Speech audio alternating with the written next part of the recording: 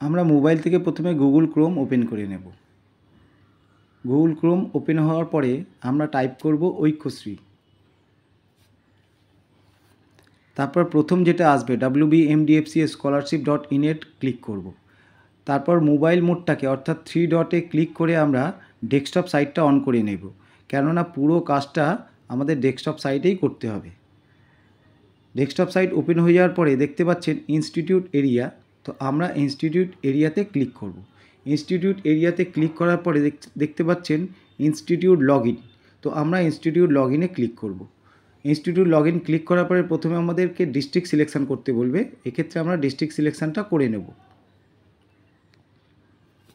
District selection করার পরে আমাদের ইনস্টিটিউট লগ ইন এরিয়ার আমাদের ইউজার আইডি এবং পাসওয়ার্ড এন্ট্রি করব, যেটা আপনাদেরকে এসএমএসের মাধ্যমে পাঠানো হয়েছে। তো ওই আইডি পাসওয়ার্ড এন্টার করার পরে আমরা প্রথম যেটা পাবো সেটা হচ্ছে এই পাসওয়ার্ডটাকে চেঞ্জ করতে বলবে। তো আমরা লগ ইন করলাম। লগ ইন করার পরে দেখতে পাচ্ছেন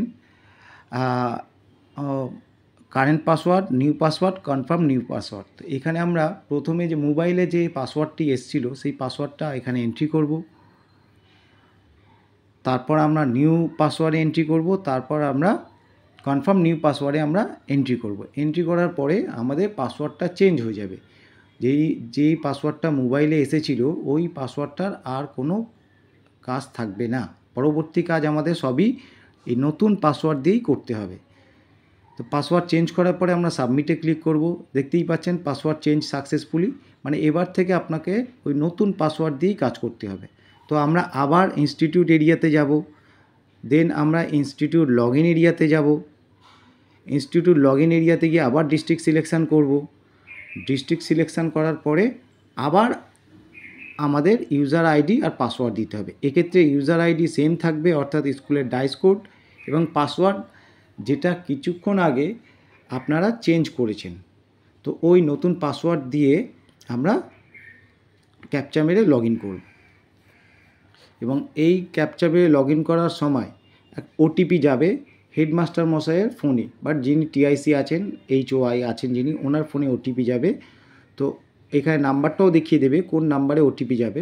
তো সেই নাম্বার থেকে ওটিপিটা নিয়ে আমরা সাবমিটে ক্লিক করলে আমাদের প্রোফাইলের এই স্কুল প্রোফাইলটা আমাদের সামনে ওপেন হয়ে যাবে। দেখতে পাচ্ছেন এটা হচ্ছে স্কুল প্রোফাইল। এখানে আপনারা কেয়ারফুলি একবার সব কিছু দেখে নেবেন, যেমন হচ্ছে হেডমাস্টার মশাইয়ের নাম ঠিক আছে কি না, হেডমাস্টার মশাইয়ের Gmail, Aadhaar number, date of birth, ওনার জেন্ডার, যাবতীয় কিছু হেডমাস্টার মশাইয়ের ডিটেলসটা প্রথম পার্টে পাবেন। হেডমাস্টার মশাইয়ের ডিটেলস কেয়ারফুলি দেখার পরে যদি ওখানে কোনো কারেকশান করার দরকার হয়, যদি কোনো এন্ট্রি করার দরকার হয়, তো আপনারা কেয়ারফুলি এখানে এন্ট্রি করবেন। একবার সাবমিট হয়ে যাওয়ার পরে পরবর্তীকালে হেডমাস্টার মশাইয়ের ডিটেলস কিন্তু চেঞ্জ করা যাবে না। যদি এমার্জেন্সিভাবে চেঞ্জ করতে হয়, যদি কোনো HOI ট্রান্সফার হয়ে যান, তো সেক্ষেত্রে সংশ্লিষ্ট ব্লক অফিসে আপনারা যোগাযোগ করবেন। তো দেখুন এখানে ফটো আপলোড করতে হয় ওনার আধার কার্ডের ডিটেলসটা, তো ফটোটা আপলোড করে নেবেন। ফটো আপলোড করার পরে একটা অপশান দেখতে পাচ্ছেন check here for the case where nodal teacher আছে। যদি আপনার নোডাল টিচারের ডিটেলস এন্ট্রি করতে চান, সেক্ষেত্রে যদি আপনার স্কুলে নোডাল টিচার আপনারা রাখতে চান ঐক্যশ্রী পারপাসে, সেক্ষেত্রে তার ডিটেলস এখানে দিতে হবে, যেমন তার নাম, তার ফোন নাম্বার, নোডাল টিচারের date of birth, Gmail, Aadhaar number, এবং নোডাল টিচারেরও আধার নাম্বারটা এখানে আপলোড করতে হবে।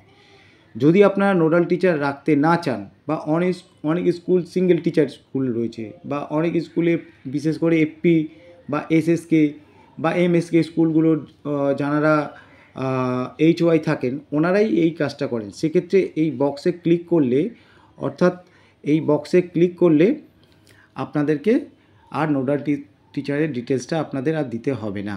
সেক্ষেত্রে HOI এবং নোডাল টিচার উভয় এক ব্যক্তি থাকবেন। তো নোডাল টিচারের ডিটেলসটা ঠিক এরকমভাবে কেয়ারফুলি এন্ট্রি করার পরে এখানে আরও দুটো ডিটেলস আপনাদের দিতে হবে। ওই স্কুলের টোটাল ছাত্রছাত্রীর সংখ্যা, টোটাল মাইনরিটি নন মাইনরিটি মিলিয়ে, এবং তার মধ্যে কতজন মাইনরিটি স্টুডেন্ট সেটা এন্ট্রি করার পরে আপনাকে আরেকবার ভালো করে ডিটেলসটা চেক করে নেবেন। নেওয়ার পরে ফাইনাল সাবমিটে ক্লিক করবেন। ফাইনাল সাবমিটে ক্লিক করার পরে একটা ওটিপি আবার HOI নাম্বারে যাবে। সেই ওটিপিটা এন্টার করার পরে আপনাদের প্রোফাইল আপডেটের কাজটা কমপ্লিট হলো, এবং প্রোফাইল আপডেট কমপ্লিট হয়ে যাওয়ার পরে আপনাদের সামনে ঠিক স্কুলটা এরকমভাবে ওপেন হবে।